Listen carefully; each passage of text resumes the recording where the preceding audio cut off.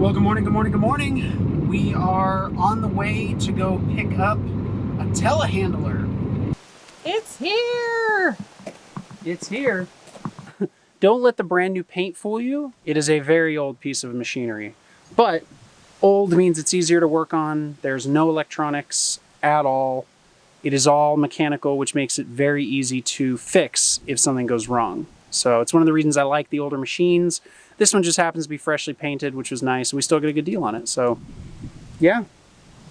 Good things. It's got the 4-cylinder inline Cummins diesel motor, which is exactly like the motor in my truck and the Doozer, except it's got 2 cylinders chopped off of it. So it's almost an identical motor, which is very good because I've got lots of parts. I know how to work on it. I'm very familiar with the engine.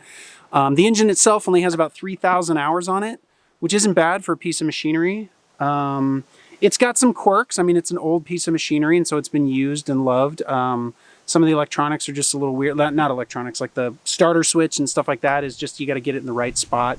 But other than that, I mean, everything mechanically on it functions. And if wiring is all I have to deal with, I'm going to be really, really happy because it's very simple. But yeah, I can show you. You want to like turn it on and give you a tour? All right, make it do what it does. Make it do the thing. Make it do the thing. I actually wanted to check and see how far forward I can tilt this front thing, because I think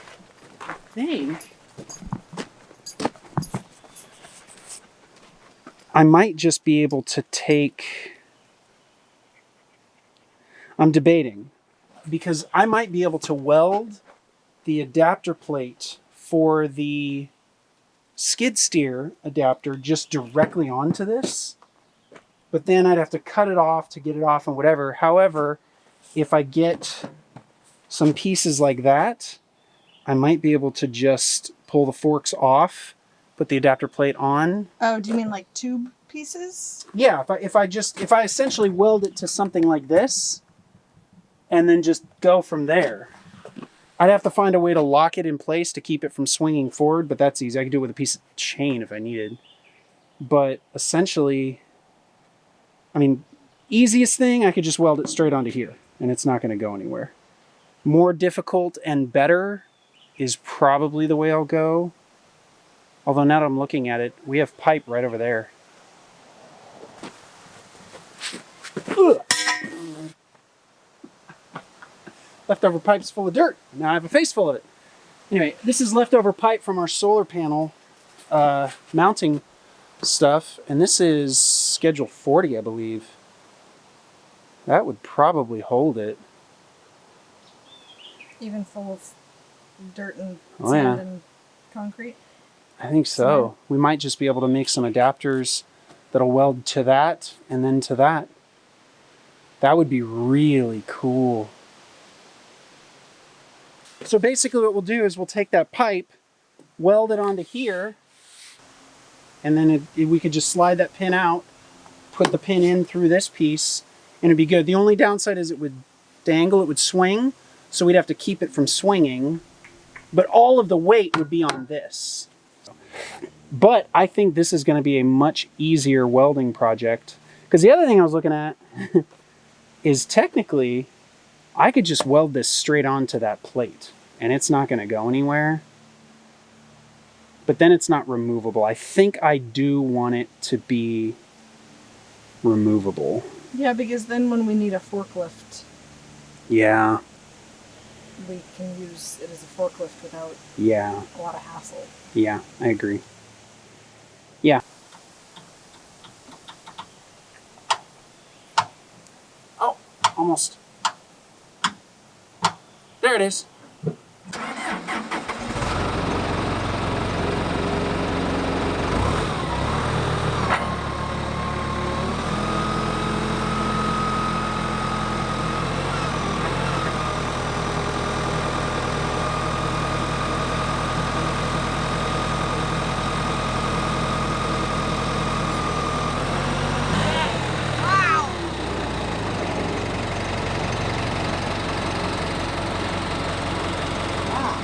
What do you think of it, bud?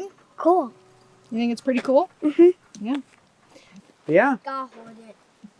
It has lots of holes in it, huh, bud?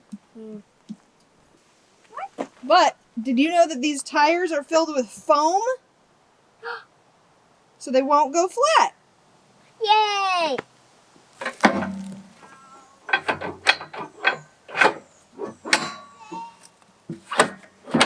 There. That's how that goes in. So the idea is, this is the shallowest angle that we need because this bottom edge is actually a cutting edge, that thing down there. So you can actually come in just like a regular tractor bucket, scoop your material, move it up in there, and then these are actually called cement cutters. You just lay a bag on there and it punctures it, and then you move it around and all the cement will pour in. Got it. Huh. I'd like to be able to quick switch these, particularly like when we're putting up the beams for the roof,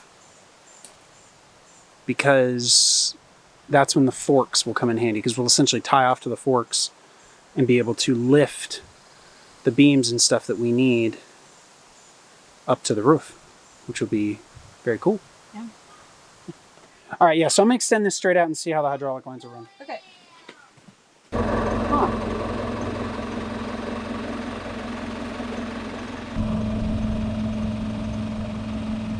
Well, that didn't help. I have no idea. Yeah, there's definitely hard lines run. Here, I'm going to bring it in, see if you can follow the path of what happens. Okay. Because there's got to be soft lines somewhere because it's moving. That is very hard to see.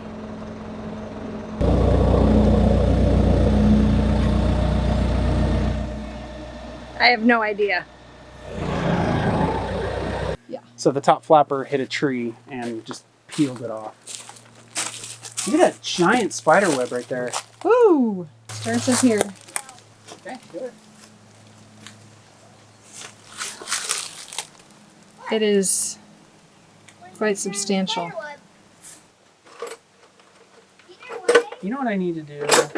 What do you need to do, honey? I need to put a crescent wrench in this little toolbox here. Yes, Sila. I love you too, buddy.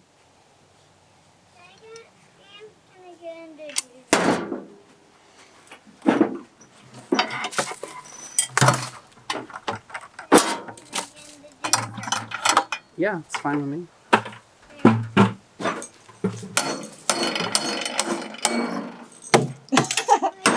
Don't need that anymore. All right. Is it weird that you just thought of whack-a-mole when you were hitting the thing off? When I was hitting what? When you were knocking the old flapper off? Out of whack-a-mole? Yeah. I know. That was weird, yeah. Hey. Oh my goodness, I saw the biggest spider in the house this morning. It's gross. Here, will you do me a favor? Yes. Want me to hold one? Here, hold this. Right there. Just hold it right there. You got it, sir. Thank you. Right. Good? I think so. Yep. It's definitely not going anywhere. Is that the way you test it? It's the way the tree branches are going to test it.